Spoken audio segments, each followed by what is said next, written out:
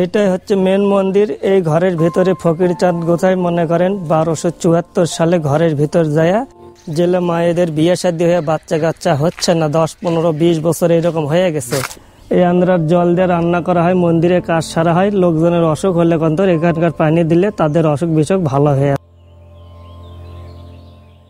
আজ ভোরে বোনের বাসায় এসেই ভাগনাকে নিয়ে বেরিয়ে গেছি গ্রামীণ জনপদ ঘুরে দেখার জন্য। বেরিয়ে কিছু দূর আসতেই ভাগনা বলল, কাছেই একটা সাধু সন্ন্যাসীদের আস্তানা আছে, চলেন ঘুরে আসি।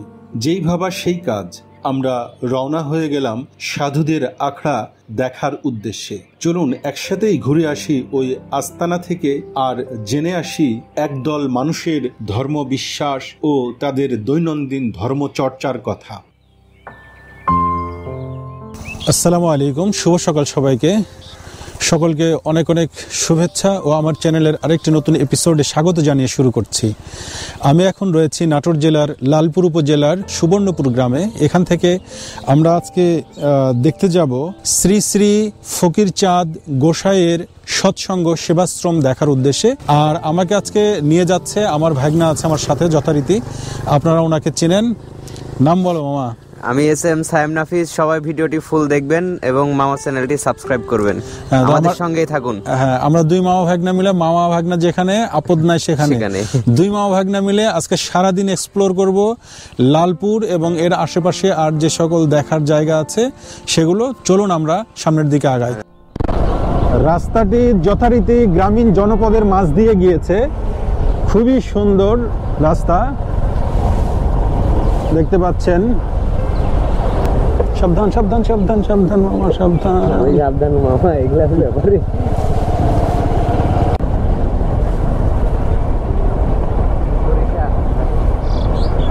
সরিষা পেকে গেছে দেখতে পাচ্ছেন, সরিষা কাটার প্রোগ্রাম চলছে এখানে। আপনারা দেখতে পাচ্ছেন রাস্তার দুধারেই খেজুরের গাছ রয়েছে এবং এই অঞ্চলে অনেক রস হয় এবং খেজুরের গুঁড়ো তৈরি হয়। বাট এই অঞ্চলের যে খেজুরের গুড়, সেটা আপনারা দাঁড়িয়ে থেকে না বানালে এইখানে যে ভেজাল দিচ্ছে না এর কোনো ভরসা নেই। এই জন্য দাঁড়িয়ে থেকে বানিয়ে নেবেন নিজ দায়িত্বে এবং নিজস্ব সোর্স থেকে, নিজস্ব বিশ্বস্ত লোক দিয়ে বানিয়ে তারপরে আপনারা খেজুরের গুড় খাবেন।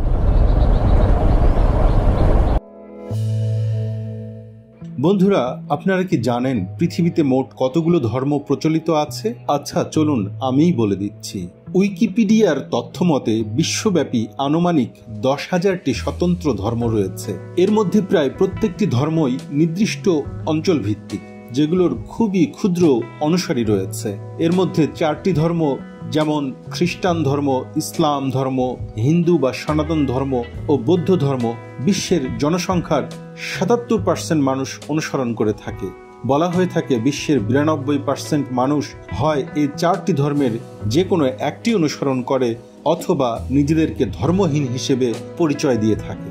তবে সর্বশেষ আসমানি কিতাব পবিত্র কোরআনের সর্বশেষ নাজিলকৃত আয়াতে মহান আল্লাহ পাক বলেন, আজ আমি তোমাদের জন্য তোমাদের দ্বীনকে পূর্ণাঙ্গ করে দিলাম, তোমাদের প্রতি আমার অবদান সম্পূর্ণ করে দিলাম এবং ইসলামকে তোমাদের জন্য দ্বীন হিসেবে পছন্দ করলাম। সুতরাং মানুষের জন্য সৃষ্টিকর্তার পক্ষ থেকে মনোনীত একমাত্র ধর্ম হলো ইসলাম, এতে কোনো সন্দেহ নেই।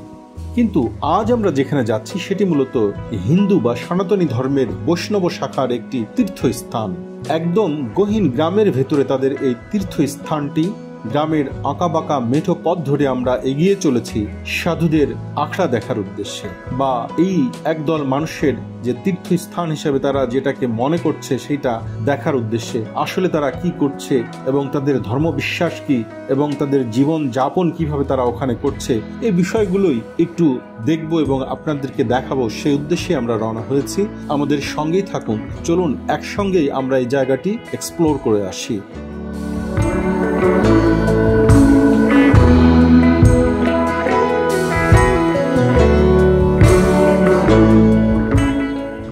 ওই তো সামনে যে বড় দিঘিটা দেখা যাচ্ছে সেটি আশ্রমের দিঘি। আমরা প্রায় এসে পৌঁছে গেছি ফকির চাঁদের সৎসঙ্গ সেবাশ্রমের কাছে। সামনেই এর প্রধান ফটক। আমাদের সঙ্গেই থাকুন, চলুন দেখি কি জানা যায় প্রত্যন্ত গ্রামের মধ্যে অবস্থিত এই আশ্রম সম্পর্কে।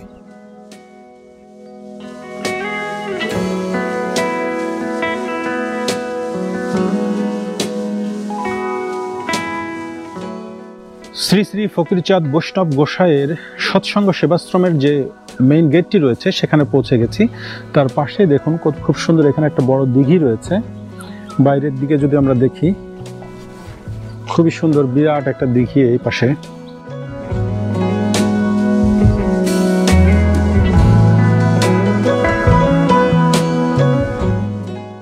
এটি হচ্ছে শ্রী শ্রী ফকিরচাঁদ বৈষ্ণব গোসাইয়ের সৎসঙ্গ সেবাশ্রম, আপনারা দেখতে পাচ্ছেন মেইন গেট।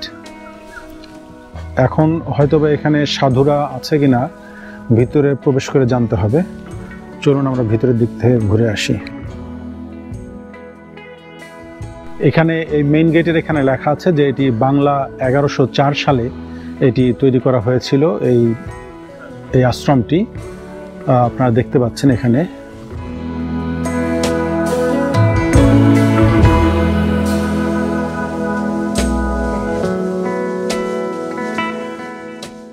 আচ্ছা, আমরা এখন আছি নাটোর জেলার লালপুর উপজেলার পানশিপাড়া গ্রামে। এখানে যে সৎসঙ্গ সেবাশ্রমটি রয়েছে, ওনার যে প্রধান সেবাই রয়েছেন আমার সঙ্গে দেখতে পাচ্ছেন, আমরা ওনার সঙ্গে এখন পরিচিত হব এবং এইটি আমরা ঘুরে দেখব। তো আপনার পরিচয়টা একটু বলেন। নাম? আমি এখানকার এই আশ্রমের প্রধান সেবায়িত শ্রী পরমানন্দ সাধু। এই আশ্রমটা মনে করেন যে 1404 বঙ্গাব্দের থেকে স্থাপিত। এর আগে মনে করেন যে অনেক আগে পুরানা, কিন্তু তখনকার সময় লোকজন আপনার সন তারিখটা হয়তো পরেও বসাইছে, তারও বেশি হবে। 1104 এখানে বলেছে। হ্যাঁ, 1104 আরো আগে হবে, কারণ তখনকার সময় তো মানুষ লেখাপড়া জানতো না। পরবর্তীতে অনুমানিক এটা দিয়েছে আর কি। আচ্ছা, তো চলুন আমরা সামনের দিকে আগাই। আমরা সাধু বাবার সঙ্গে যাচ্ছি, উনি আমাদেরকে একটু ঘুরে দেখাবেন এখানে কি কি আছে বা কি বিষয়। যে এইগুলি আছে, এইগুলি মনে করেন ভক্তবৃন্দ থাকার আসবাবপত্র, আর এটা হচ্ছে অফিস রুম করা হয়েছে। এটা হচ্ছে এই আশ্রমের হচ্ছে অফিস কক্ষ, তাই তো? হ্যাঁ, আর এগুলি আবাসন। ভক্তবৃন্দ যখন অনুষ্ঠান হয় তখন এগুলি ভক্তবৃন্দ থাকে। দূর দূরান্ত থেকে আছে, রংপুর, কুড়িগ্রাম, নীলফামারী, ময়মনসিংহ, বগুড়া, ঢাকা, বিভিন্ন জায়গার ভক্তবৃন্দ এখানে এসে অবস্থান করে যখন অনুষ্ঠান হয়। আচ্ছা, একটা দেখা যাবে না ভিতরে, মানে যে ভক্তবৃন্দরা যেখানে থাকে সেই কি দেখা যাবে ভিতরে? আচ্ছা, ওগুলি হ্যাঁ, মানে বিছানা কাঁথা কিছু থাকে না নাকি? এগুলি খোলারে থাকা তো। হ্যাঁ, ওখান থেকে দেখেন। আচ্ছা,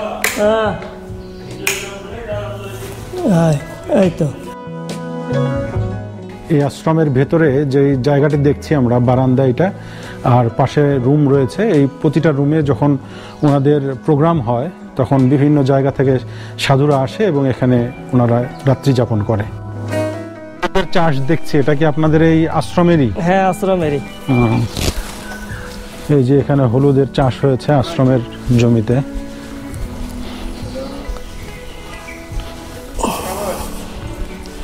আশ্রমের ভেতরে ঢুকে আমরা ডান দিক দিয়ে আসছি। এখানে একটা কূপ রয়েছে দেখছি, অনেক বড়, দেখলাম একটু আগে। এটা কি একটু বলতেন? এটা হলো রান্নাঘরের ভেতরে, অনুষ্ঠানের ভেতরে রান্না করা হয়।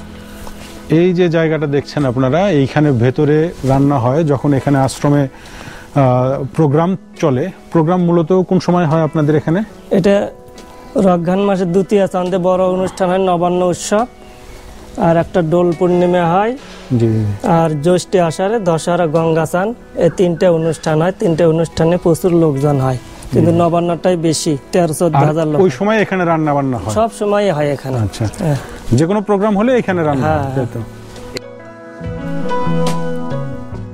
এখনো পানি আছে কিন্তু নোংরা হয়ে গেছে, মানে ব্যবহার হয় না। হ্যাঁ, ব্যবহার না হয় এই পানির কূপটা এখন মানে অব্যবহার্য হয়ে গেছে আর কি।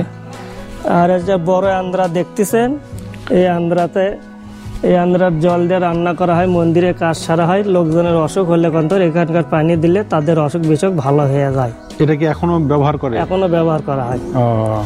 যেরকম জমজমের পানি যেরকম, ওই রকম সবাই নিয়ে যায়। মানে এটা যদি কারো অসুখ হয় তখন এই ওষুধের মানে এখানকার পানি নাই? হ্যাঁ হ্যাঁ, এখান থেকে পানি দেওয়া হয়। আচ্ছা, মানুষের অসুখ বিসুখ হলে হ্যাঁ, তখন মানুষ এসে এই বড় যেই কূপটা দেখছি আমরা, এই বড় কূপের পানি মানুষ এখান থেকে তারা বিশ্বাস করে যে এখানকার পানি খেলে তারা সুস্থ হবেন, এবং অনেকেই সুস্থ হচ্ছেন, ওনারা দাবি করছেন আর কি।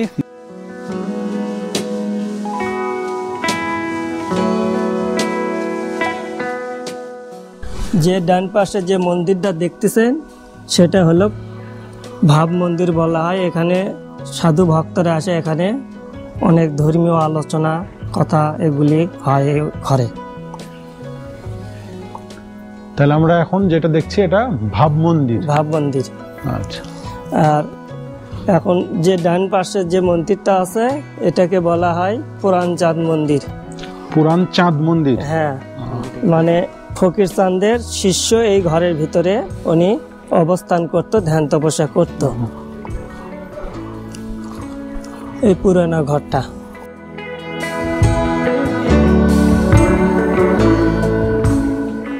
আসতেছি অক্ষয় বটবৃক্ষে, যেখানে ফকির চাঁদ গোদাই সর্বপ্রথম ধ্যান তপস্যা করছে বেদ জঙ্গলের ভিতর। সেই সময়কার এখানে বেদ জঙ্গল ছিল, বাঘ ভাল্লুক থাকতো।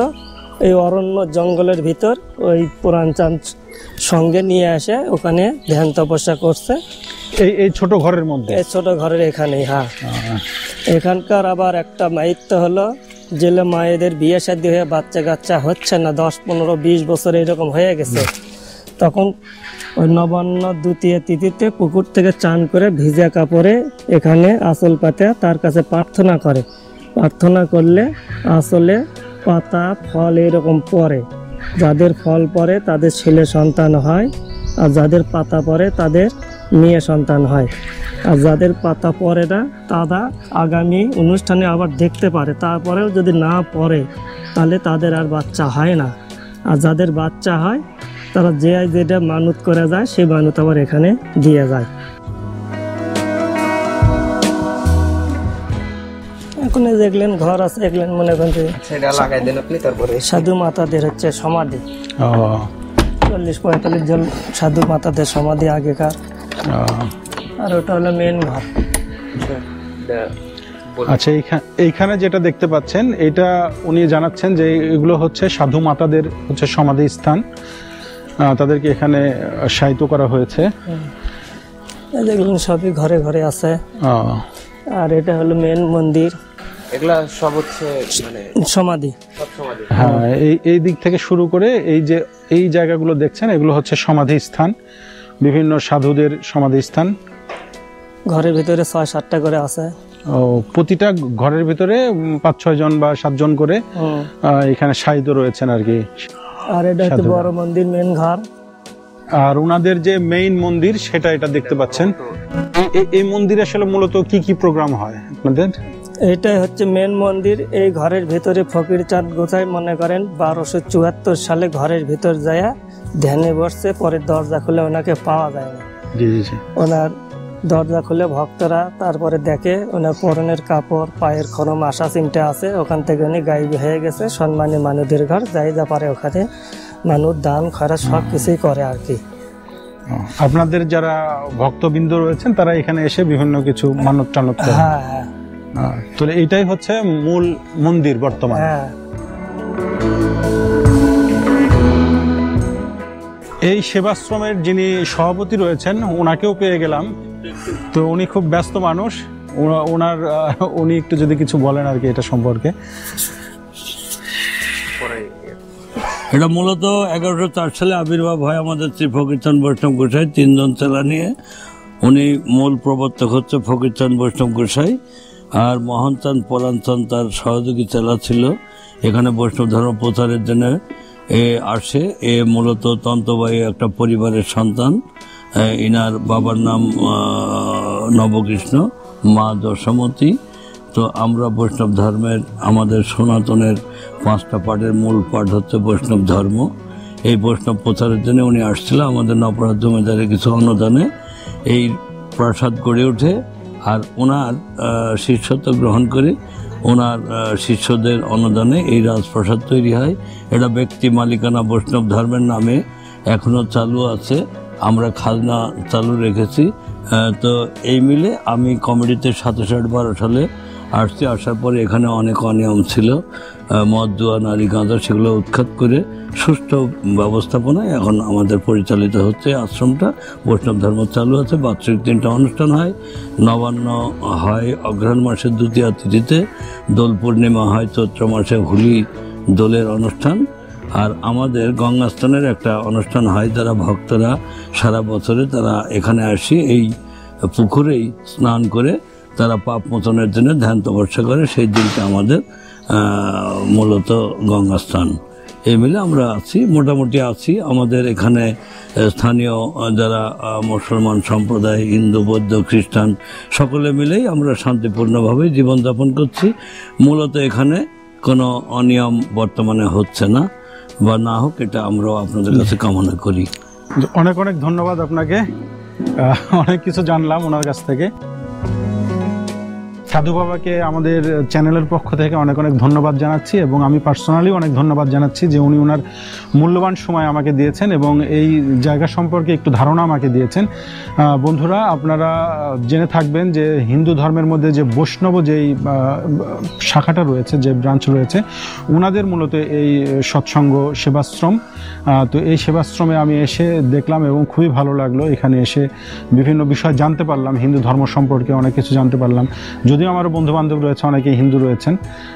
তো এই বিষয়টা সম্পর্কে আমার আসলেই কিছু জানা ছিল না, কোনো ধারণাই ছিল না। হঠাৎ করে সকালবেলা ঘুরতে ঘুরতে এদিকে চলে এসেছি এবং ওনার সঙ্গে কথা বলে অনেক কিছু জানতে পারলাম। আপনাকে অনেক অনেক ধন্যবাদ জানাচ্ছি। তো বন্ধুরা, এই ছিল বৈষ্ণব ধর্মের ধর্মবিশ্বাস ও তাদের ধর্মীয় আচার অনুষ্ঠান সম্পর্কিত বিষয়াদি। যদিও সাধু বাবার 2টি আধ্যাত্মিক দাবি, যেমন কূপের পানি ও অক্ষয় বটবৃক্ষের কেরামতির বিষয়টি আমার একটিও হজম হয়নি, তথাপি তাদের ধর্মবিশ্বাস একান্তই তাদের। এ ব্যাপারে আপনাদের কার কি মত তা কমেন্ট করে জানাতে ভুলবেন না। সকলকে আবারও অনেক অনেক ধন্যবাদ জানিয়ে আজ এখানেই রাখছি। আল্লাহ হাফেজ।